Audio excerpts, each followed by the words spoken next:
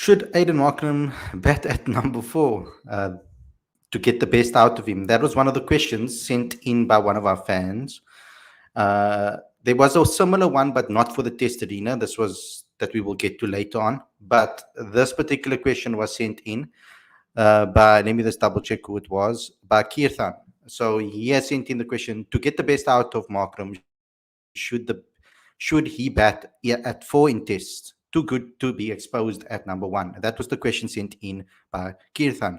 But we will be getting to all of your questions on today's show. That's what the show is all about. It's a fan Q&A. You guys get to ask us questions and we give you the best possible answer that we can give you. So before we get going, guys, what I would like you guys to do is please subscribe to Cricket Fanatics Magazine Monthly. We are busy working on the next issue for the next month. We've got a very exciting cover. I think a lot of you guys will be very happy about who's on the cover, including an exclusive interview that will go hand in hand with the latest issue of the magazine.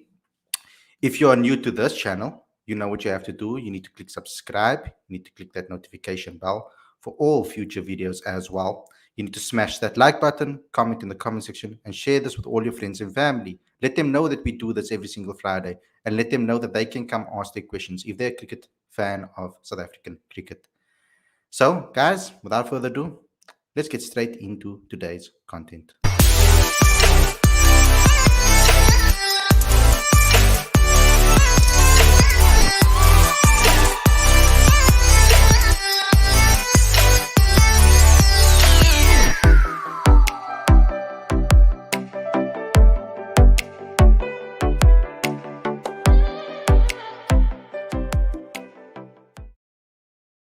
A very good evening and welcome to Cricket Fanatics Magazine. This is your daily show, Fan Q&A. I'm your host, Aiden. This is my co-host, Aditya. And today we're going to be answering your fan questions. So let's get straight into it, Aditya. I'm going to start with the first question.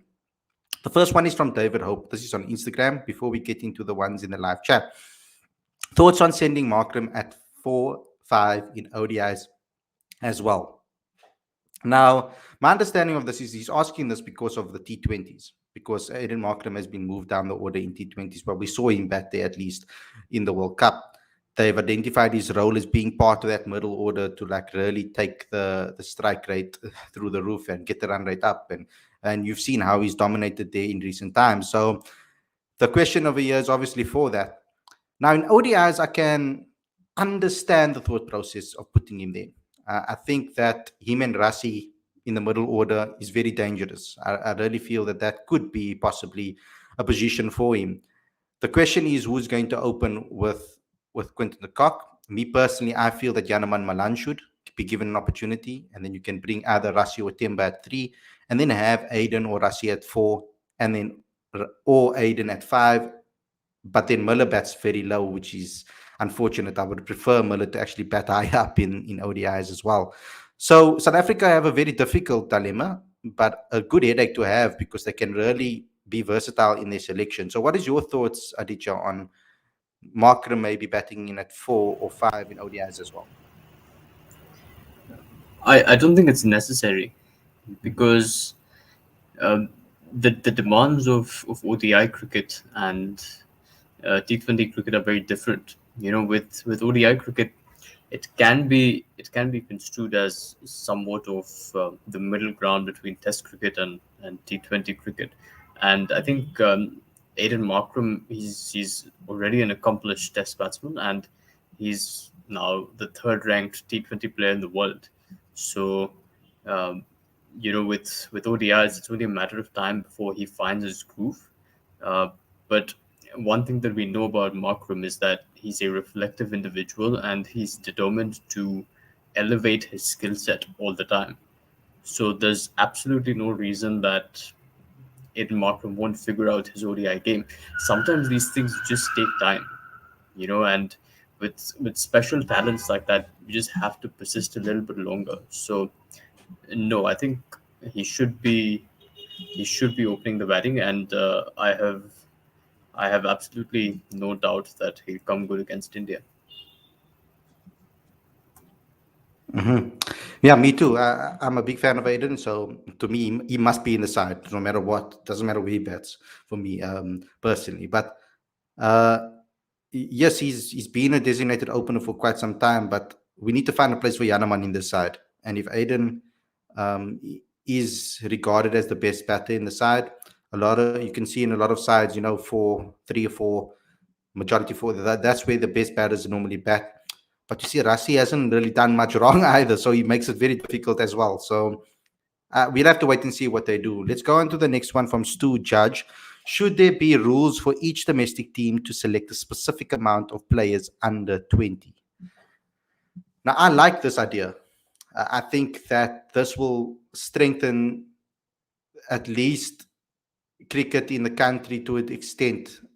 But I think that doing it across the board in all 4-day competitions and everything and in every division, I think it would actually might weaken the system. Actually, I'm actually contradicting myself here a little bit, because if I'm really starting to think about this, because I haven't had a chance to prepare for this question, so I have to think on the spot right now about it, and think whether this could strengthen it or weaken it.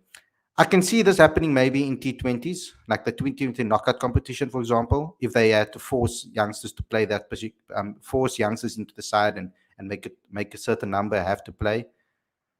In the 4-day arena, you want the most competitive competition possible. That's what I would like. I want people to be facing the best of the best, and that's actually what I would like to see in 4-day cricket. The same with regards to Momentum 1-day Cup. But I think South Africa could like experiment with the T20 formats, particularly the knockout competition, which is across divisions, and the MSL. I'm not so sure about the 4-day arena. Yes, we would like to see more youngsters get selected if they on merit, if they are good enough to play, and if they see potential in them. But I think forcing a number might just lower the standard. If a player is not ready for that position, if a guy's getting a duck every single week, it's going to make a team weaker. You understand what I mean? So from that perspective, I'm not really sure about all formats, but some formats, yes. What is your thoughts on that, Aditya? Um, it's a tricky question. Generally, with with any team composition, I'm a fan of having a balance between youth and experience, because you look at the most successful teams in the world, you know, they seem to have that perfect blend. Uh, should and every player's development trajectory is different. I can tell you from an India perspective, back in 2007, Rohit Sharma made his debut for India, and everyone thought that, he's the next Sachin Tendulkar, and so on. Virat Kohli came in a year and a half later, and he wasn't considered anywhere close to the level of Rohit Sharma. But then you see how Kohli's game sort of leapfrogged virtually everyone in the country, and Mm, it's not testament to either player's talent. It's just that sometimes people take longer to grow. So having certain stipulations for age, I don't think is right. Look, Herschel Gibbs himself said that, and we all know what sort of talent Herschel Gibbs was, but he said himself that um, he was brought into the team too early. He needed more time to develop. So I think it's a very individual journey that players go on, and I don't think having set stipulations like that um, mm. would be beneficial. Yeah, I agree with you, but particularly in the 4-day arena, because a lot of youngsters are not ready for it yet. They need some time to ease themselves. You can see how, for example, a very good talent like Mikey Copeland is currently struggling to find form with the bat. So some players take to 4-day cricket like a duck to water. Look at Ryan van Tonder. You can see even Bryce Parsons. You can see some guys just understand the format instantly. Others struggle a little bit. Next is the main question, the question that is the headline of this particular story. I mean, but this particular video. This came in from Kirtan, and it's very similar to the first question that we asked, because the first question was by David Hope. The second, this is the main question, and this one is something that is very interesting to think about, and that is to get the best out of Markram. Should he bat at 4 in tests? Too good to bat. Too good to expose at 1. That was the question sent in by Kirtan. So let's discuss this one, Aditya. I'm going to let you go and have this one first.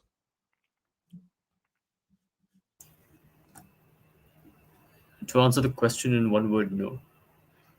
He shouldn't be batting at four, simply because the test middle order is fine.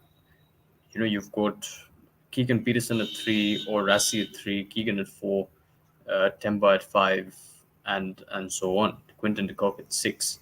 Um, so I think the test middle order is okay. It's quite strong actually. Uh, but you know, Aiden Markram is a natural opener.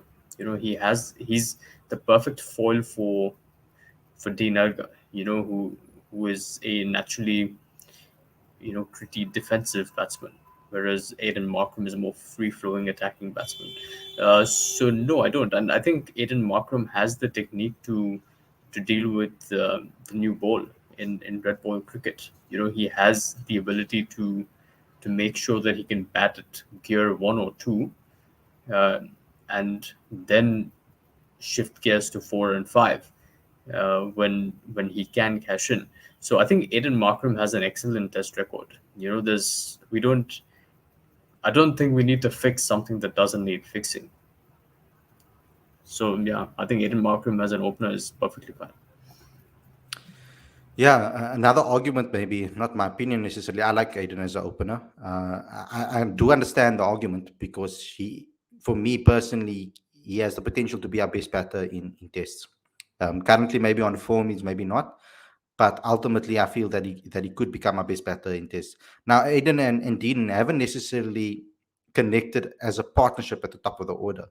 I feel that either one of them loses their wickets and the other one scores 100 or vice versa. Very seldomly do they actually click and score a massive total at the top of the order.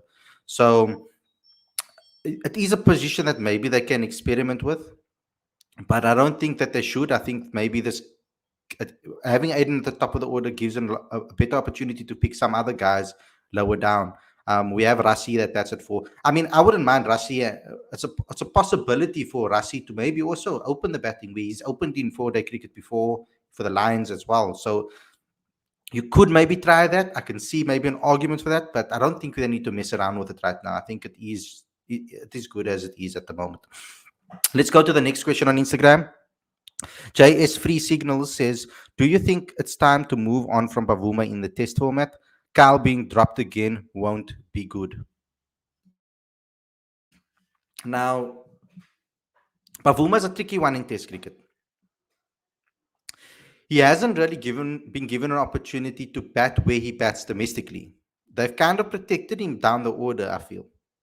And he's there has been a lot of occasions where he's saved South Africa from complete um, destruction. Ultimately, we saw it in Sri Lanka, we saw it in India, we've seen it against England before, we've seen it. So have been times when South Africa were in trouble, and him and Quinton de Kock put on an amazing partnership to get them out of trouble. So I think Boucher tends to like Temba Bavuma in that position. I do feel though that there are a lot of young talents out there that could maybe come into this team that could be the future, that can maybe bat at six, at first, and take his place. There's no necessity, I feel, for Temba necessarily in the test arena. There are a lot of youngsters that we can look ahead for to the future. For example, I would bring Reinhard van Tonde into the side after this season and bat him at six to protect him, and give him some opportunity. There's a lot of another guy like Zubair Hamza that you could put over, that you could maybe bat at six so long. A lot of new batters that come into teams get protected at six first before they move up the order into the position that suits them.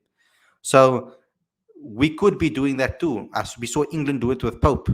We've seen it. A lot of countries do it with a lot of players.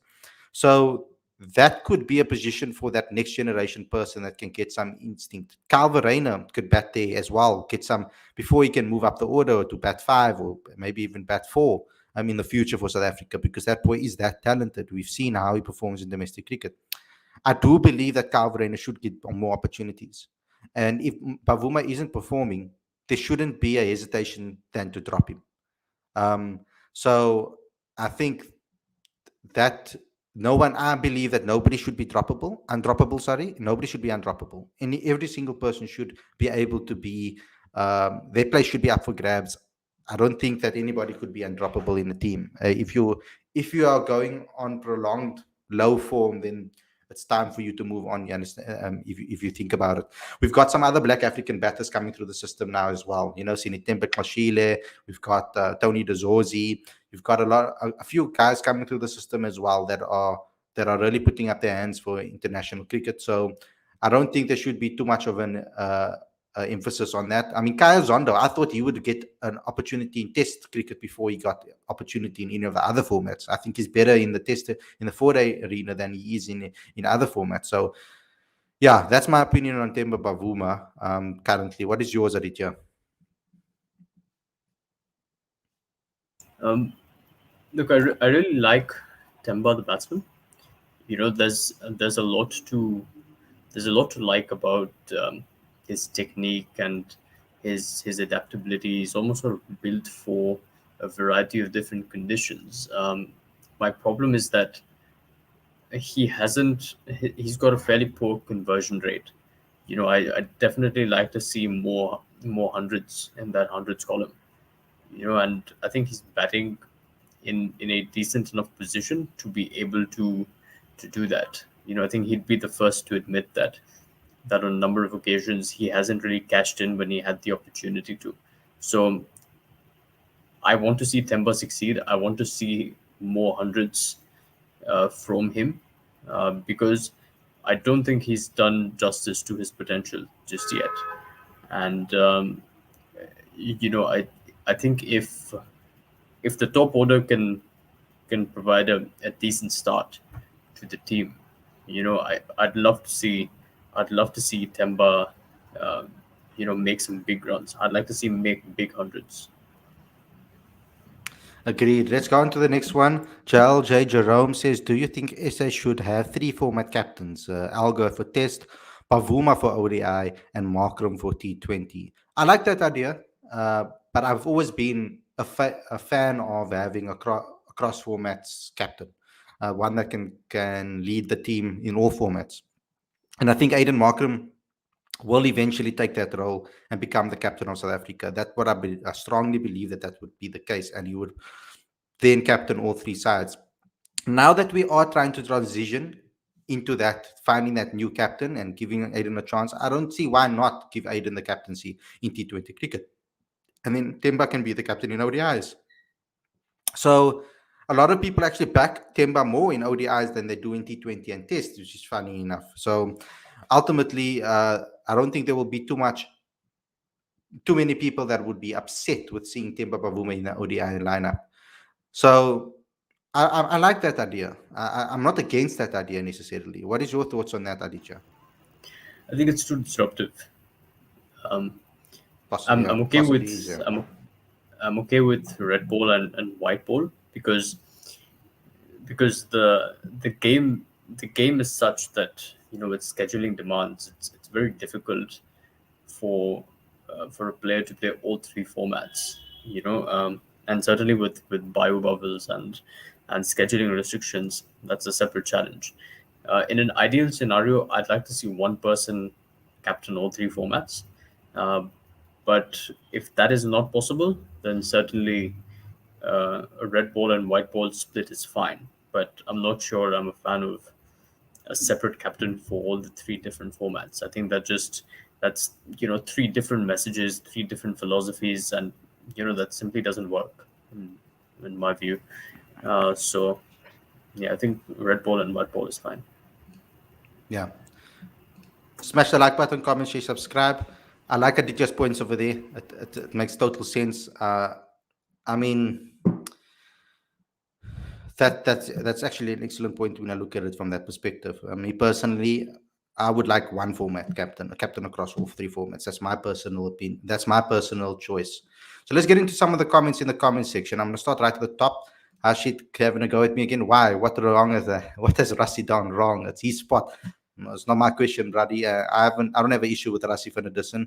I actually apologized the day after I had the whole rant about Rassie because I do get very um, hectic when it comes to picking youth. I feel that youth don't get enough opportunities in South African cricket when the opportunity is there. So I did get a bit hectic about that, but Rassie is too good to be left out. And the way that players learn from him around him, he's too useful in the team currently. If you're going to put youngsters in, I think there's other guys that can be dropped for the younger guys to come in. So I don't have an issue with Rassie van der Dussen. I don't think moving him around is necessary. But if they thought about it, then they could maybe do it. He's versatile enough to be able to do it. It's actually a compliment to Rassie because I feel that he can bat anyway. He's that talented and that good that I feel that any challenge that they give to him, he'd be able to handle it. What is your take on Namibia team? What should they do to become a better team? I just think they should have more players playing cricket. I think South Africa should maybe open up their borders to the Namibian guys to come play cricket in South Africa, in the domestic seasons, etc. Um, their domestic, I'm not so sure, I'm not so clued up on their domestic system if they have a strong domestic system there. But I think they should give them opportunities to come play in South Africa, actually, and that will actually help them grow, and it will actually help us also grow because it will make our competition stronger for positions. So, yeah, ultimately, I think they must just improve. They must let their players play around the world. They must let their players play in other domestic setups if they are good enough to do so. That's the only way I feel, because they're such a small little country, it's going to be very difficult. Similarly to New Zealand. New Zealand is also quite a small country, but yet they produce quality. Maybe Namibia should look at what New Zealand does right and then kind of try to carbon copy it. Uh, I, I think there is a lesson here for South Africa. And if you look at England, they've got plenty of Irish and Scottish players playing in their county system. So I think with South Africa, I think there is potential for Namibian and Zimbabwean players to play in the domestic structure. And if you look at Afghanistan, for example, they've got their home ground is in Lucknow in India. So when the players are not playing leagues and they're committed to international fixtures, they're all training in India. I think it's a great way to grow the game, and it's providing an avenue to these teams, to these smaller teams, to develop their players. Another thing is I'd written an article on this a while ago, and it basically illustrated how teams can benefit from having their players play in different domestic competitions. So yeah, I think it would be a good way to help Namibia cricket because they've done a fantastic job through this T20 World Cup. Um, they really captured a lot of eyeballs for sure. Yeah. Um, let's go. Why do you think that New Zealand has been so successful in all formats? You have a go first, Aditya. Um, well, for a number of reasons, New Zealand are the best strategists in cricket, in my view. I think with the resources they have just 116 professional cricketers that they can choose from. So therefore, when they identify talent, they really have to put in a lot of effort to nurture talent. And in my view, they do it better than anyone else in the cricketing world. Um, so that's definitely one reason. So it's not like so a lot of the chopping and changing that you might see in other teams across the world, you don't really see in New Zealand. So that's great for that consistency. The other thing is that if you look at the pitches that the New Zealand domestic system uh, play on, starting in 2014 onwards, it's really sort of elevated the standard of batting and bowling in the country.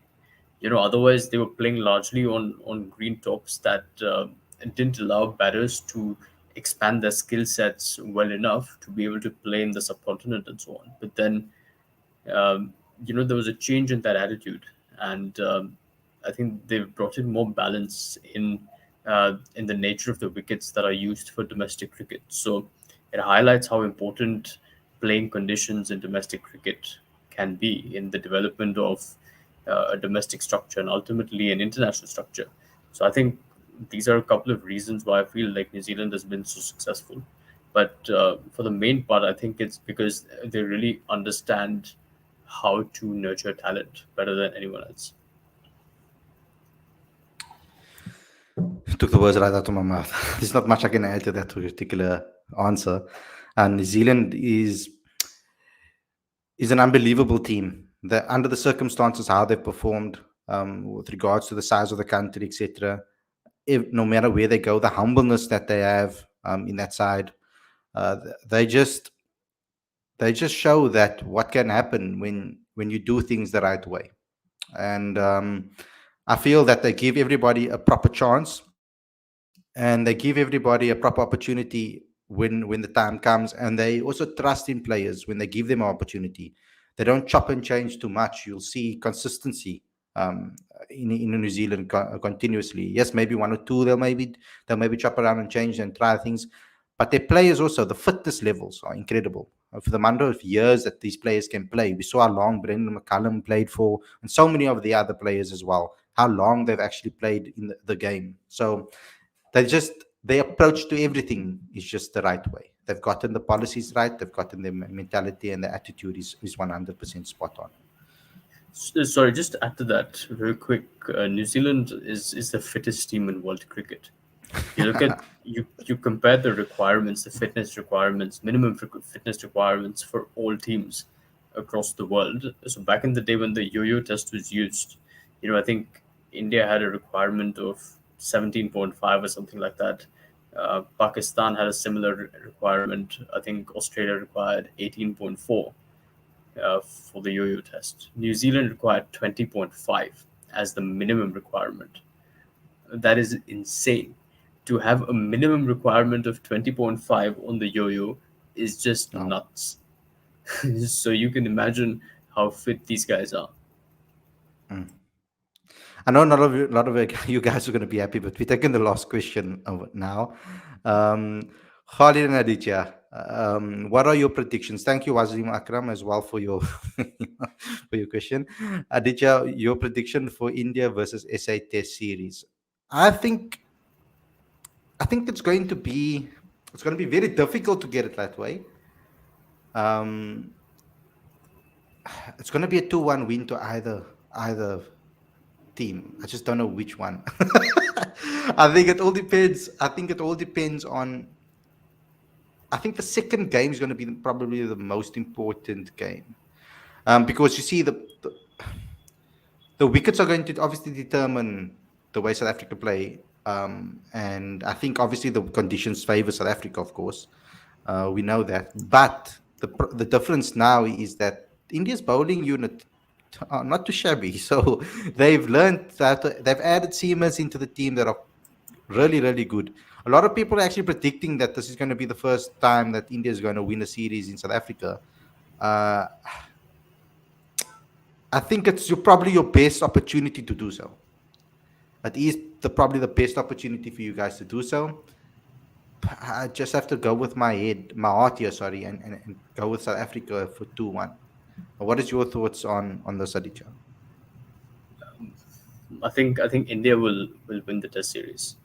Uh, it's as you said, it's India's best chance of winning, and I think it's probably going to be the most complete team that they take to South Africa. But I think where India has the advantage is that they're going to be playing two Test matches against New Zealand in India before they head to South Africa, whereas South Africa will not have played a Test match since the West Indies tour. So I do feel like even though Boucher says that they have enough time to prepare for a Test match, um, I don't think I think they're going to go in a bit undercooked, and I hope that um, that's not the case for South Africa. But I feel like they'll take a while to get into the groove, whereas India will have like a tiny advantage of having played a little bit of Test cricket before the South Africa series. So, guys, I just want to say sorry if we don't get to all of your questions in the live chat. We are only going to for Instagram, because I think it's a little bit unfair. I think for Instagram we're gonna pick two of the best questions from Instagram, and then the rest are going to be answered from the live chat over here. Unless you guys don't ask us questions here, then we'll go to Instagram. But if we can't get to it, because we try to do a 30-minute show on a Friday, if we can't get to it, then please go ahead and get a super chat. That way you will force us to ask your question over anybody else's question. Doesn't matter whether they were first, second, third, or last. If you pay for a super chat, we have to stop right there and ask your super chat to read it out loud, obviously, on the show. So, guys, thanks a lot for tuning in. I hope you guys enjoyed this episode. Don't forget to smash the like button, comment, share, subscribe, please. Click that notification bell for all future videos as well. Don't forget to subscribe to Cricket Fanatics Magazine monthly as well. That's when you get your latest issue free and all the back issues 100% free every single month to your inbox.